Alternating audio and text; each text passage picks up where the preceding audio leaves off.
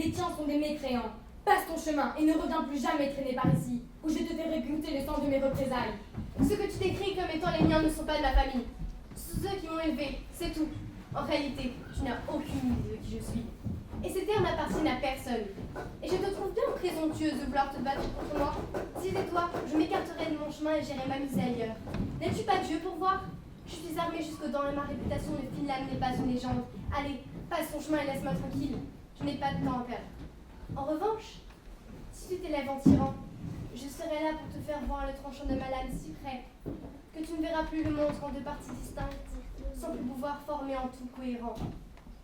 Va pour aujourd'hui, mais on se reverra, Erza Scarlett. J'y compte bien, oh.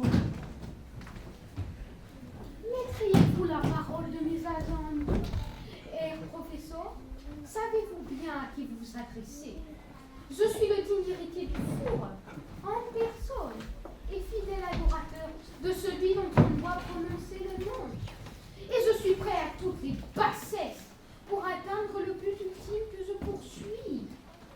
Vous et moi pourrions unir nos forces, professeur, votre génie, vos découvertes, au service d'une seule et même vision. Une vision de chaos et de domination. Mon programme. Le plus hideux et le plus sublime au monde. Ce n'est pas la modestie qui vous étouffe, Herr von Stroff. Hans Victor van Straub. Hans pour les intimes. Nous n'avons pas gardé les cochons ensemble. Hans et Victor von Stroff. Zeiss, cessez de m'appeler Victor. C'est intolérable. Je ne supporterai pas que vous m'appeliez Victor. Kleiner Professor. My lieber Freund. Et ma place ne sera pas usurpée. Ja. Arbeit. Mais travaillez pour moi, Herr Professor. Et montrez-moi ce que vous avez dans le ventre. Je n'ai rien à prouver. C'est vous qui le dites, Herr Professor. Mais votre nom ne figure toujours pas au panthéon des grands. Mais parce que les membres de la communauté scientifique internationale sont des abrutis obtus qui croupissent encore et toujours dans un obscurantisme récalcitrant. Et vous et moi allons leur montrer qui vous êtes. Vous ne pouvez pas éternellement rester en suspens entre l'ombre et la lumière. Le clair-obscur est trouble. Il vous faut choisir. Les forces du mal vous ouvrent les bras. Herr Professor, soumettez-vous et je vous offrirai un laboratoire à la pointe de toutes les technologies. Vous serez enfin reconnu et toute la communauté scientifique internationale se prosternera à vos pieds. Vous serez adulé comme une divinité incarnée. Rien ne vous sera plus jamais refusé. Avouez que ma proposition vous allait, que vous en salivez des sables. Qu'en dites-vous? Je dis que ça m'intéresse pas. Vous mentez! Du bist ein Lügner! Pire encore, vous vous mentez à vous-même.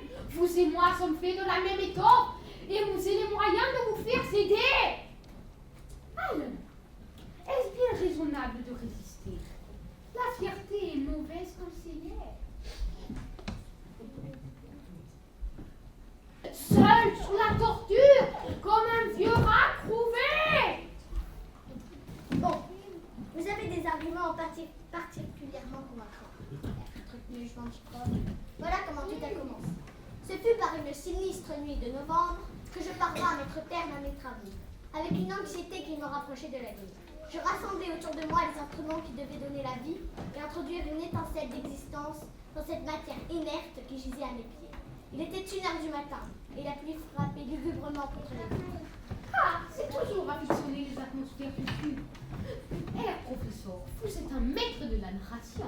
Poursuivez.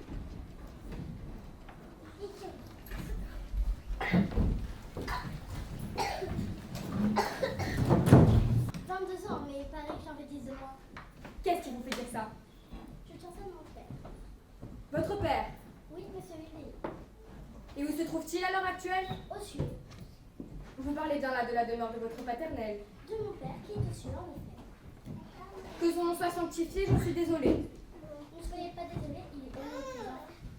Vous avez dû avoir une adolescence difficile. Comment le ferais-je? Je n'ai jamais quitté l'enfance. Qu'est-ce qui vous fait dire ça? Ma passion pour les gâteaux, comme vous le savez, je suis pâtissière. Puisque nous abordons le sujet, est-ce bien vous qui avez préparé le gâteau d'anniversaire d'Adèle Dent, la fille du procureur? En effet. Et sous le coup de l'inspiration divine, vous avez glissé un message de menace dans le glaçage? Mais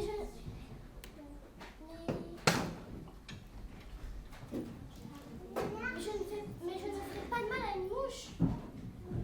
Pourtant, vous savez vous battre et vous possédez un chien méchant. Ce n'est qu'un épagnol. C'est un chien de chasse.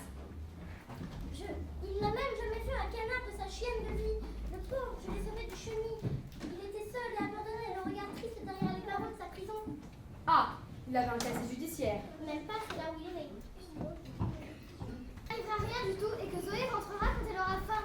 Je la prends pour mon chat. Non seulement Zoé n'est pas un chat, mais ce n'est pas un canard ordinaire. Je vous la demande pas conscience. Je ne suis pas inconsciente mais réaliste. On ne peut pas la garder prisonnière toute sa vie. C'est de la maltraitance. Mais les conséquences de ces évasions sont terribles encore. Dévastatrices même. Eh bien, ce sera de ta faute. Si tu n'étais pas toujours occupée à me réprimander comme d'habitude, Zoé s'est échappée. Tu n'auras qu'à t'en prendre à toi-même. Et si tu n'étais pas toujours aussi obstinée, je n'aurais pas à te réprimander. Non, tout ça c'est de la faute de notre grand-mère. Nous vivons toutes les trois enfermées dans son monde, ses règles et la faute qu'elle nous inspire. Puisque c'est comme ça, eh bien moi aussi je pars. Tous. Ah, je ne vous permets pas. Nous n'avons pas gardé des cochons ensemble. Et pourtant, nous partageons quelques souvenirs. Ah, vous me décevez. Moi qui espérais effacer tous les autres souvenirs de votre mémoire. J'aurais tant aimé devenir le feu incandescent qui ravage en vous tout ce qui n'est pas à moi. Et tu as fort bien réussi, Papa Schultz. Depuis le jour où tu as ôté la fille à ma mère et à mon père, en dérobant tout ce qui se trouvait sur leur malheureuse dépouille, je ne songe plus qu'à me venger. Ah! Je t'ai tendu la main. Je t'ai offert de me suivre et de faire de toi ma fidèle disciple. J'ai attendu dans l'ombre ce jour où tu viendrais me trouver, car toi est mon âme. Je ne comprends pas bien. Moi aussi j'avoue j'ai perdu le fil mais ça revient. J'ai pris un plaisir fou à entendre des parents me supplier. Mais je savais que c'était pour la bonne cause, la seule cause noble et juste qui mérite d'être défendue. Tu ne serais jamais devenu ce que tu es si tu avais eu une enfance riche et paisible, entourée de tes deux parents aimants. Je t'ai façonné, je t'ai regardé grandir dans l'ombre, en me délectant de tous tes malheurs.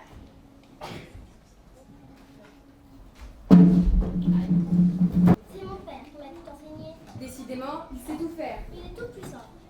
À ce point, Il sait tout, il entend tout. alors peut-être connaît-il le prénom du responsable. Assurément. Mais pourquoi ne pas l'avoir dit plus tôt? Parce que vous ne m'aviez pas posé la question. Écoutez-moi, espèce de bougresse enfarinée. Si vous ne me dites pas tout de suite qui est le nom du responsable, à votre place, je me déferai très vite du poids que mon silence occulte. Mais je n'ai rien à cacher. Je me sens aussi légère que la crème anglaise, comme des oies à la neige au milieu des îles flottantes, comme... Quand vous aurez cessé de vous prendre pour un dessert, peut-être me diriez-vous le prénom? C'est une question épineuse, car il peut s'agir de savoir qui de l'œuf de la poule sont venus en premier. Était-il prédestiné à commettre cet acte ou l'a-t-il fait de son propre chef? Là est la question. Je me fiche bien de savoir qui de l'œuf ou de la poule est venu en premier. Ce que je vous demande, ce sont des réponses à mes questions. Voilà, vous venez de me mettre le doigt dessus. Le frère de l'individu en question est un grand officier de l'hygiène. Pasteur, Le mal-aimé, condamné à vivre dans l'ombre de son frère, le père de la pasteurisation, et dont les folles théories n'ont jamais été reconnues. vous êtes libre de retourner à vos gâteaux, mademoiselle Zoé Hildy. Mais toutefois, ne vous éloignez pas trop, car on aurait besoin de vous.